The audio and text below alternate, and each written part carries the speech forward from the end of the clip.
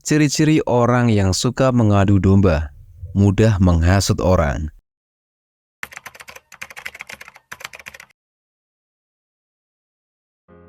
Pernah nggak sih kamu merasa suasana yang awalnya harmonis tiba-tiba berubah jadi tegang hanya karena omongan seseorang?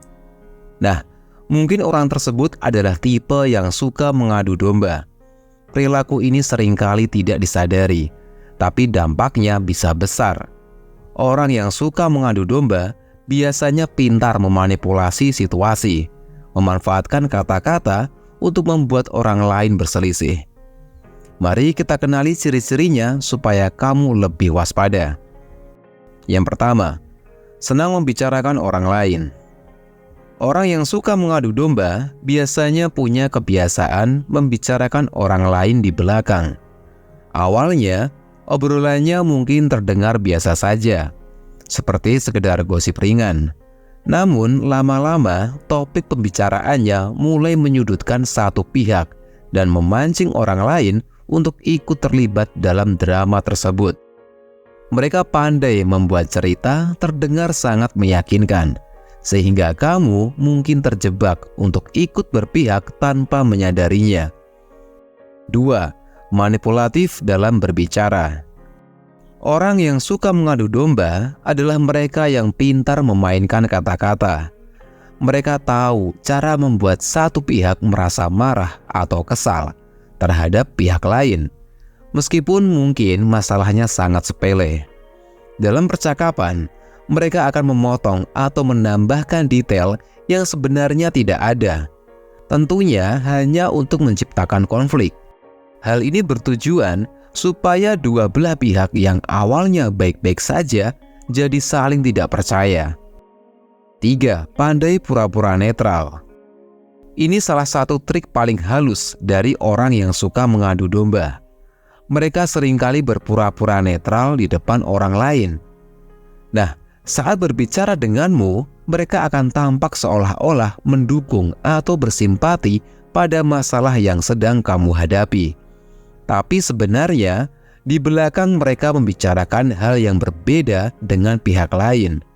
Mereka seperti serigala berbulu domba, berusaha tampak manis, tapi sebenarnya memancing keributan dari kedua sisi.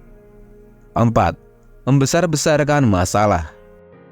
Orang yang suka mengadu domba juga senang membesar-besarkan masalah yang sebenarnya sepele. Hal kecil yang mungkin bisa diselesaikan dengan diskusi santai, mereka ubah menjadi masalah besar. Mereka akan terus memancing reaksi dari orang lain dengan kata-kata provokatif, membuat situasi tampak lebih parah daripada kenyataannya. Dengan cara ini, mereka berhasil membuat suasana jadi lebih panas dan tegang. 5.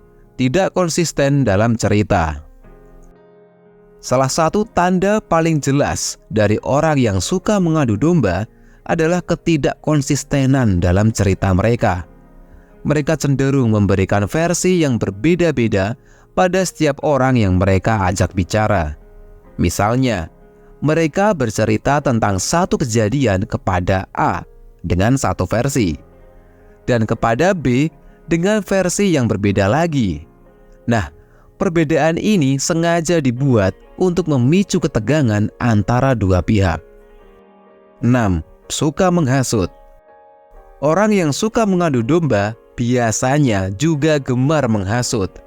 Mereka berusaha meyakinkan orang lain bahwa pihak tertentu punya niat buruk atau sedang merencanakan sesuatu yang tidak baik. Dengan cara ini, mereka menciptakan suasana curiga yang pada akhirnya membuat orang-orang di sekitarnya terjebak dalam konflik yang mereka buat sendiri. 7. Tidak mau bertanggung jawab. Salah satu ciri lain dari orang yang suka mengadu domba adalah mereka jarang sekali mau bertanggung jawab atas kekacauan yang terjadi. Setelah berhasil memancing konflik, mereka akan segera menghindar dan berpura-pura tidak terlibat. Bahkan, mereka mungkin berlagak bingung dan ikut merasa terkejut dengan masalah yang terjadi, padahal merekalah dalangnya.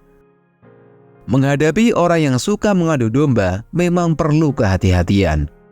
Salah satu cara terbaik untuk melindungi diri adalah dengan tidak mudah percaya pada gosip atau cerita sepihak. Cobalah untuk selalu mendengarkan dua sisi cerita sebelum mengambil keputusan.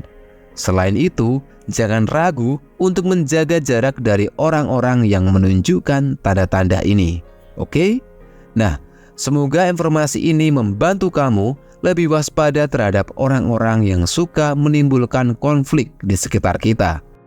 Ingat, menjaga kedamaian dan hubungan baik dengan orang lain jauh lebih penting daripada terjebak dalam drama yang tidak perlu. Sampai ketemu lagi di video selanjutnya.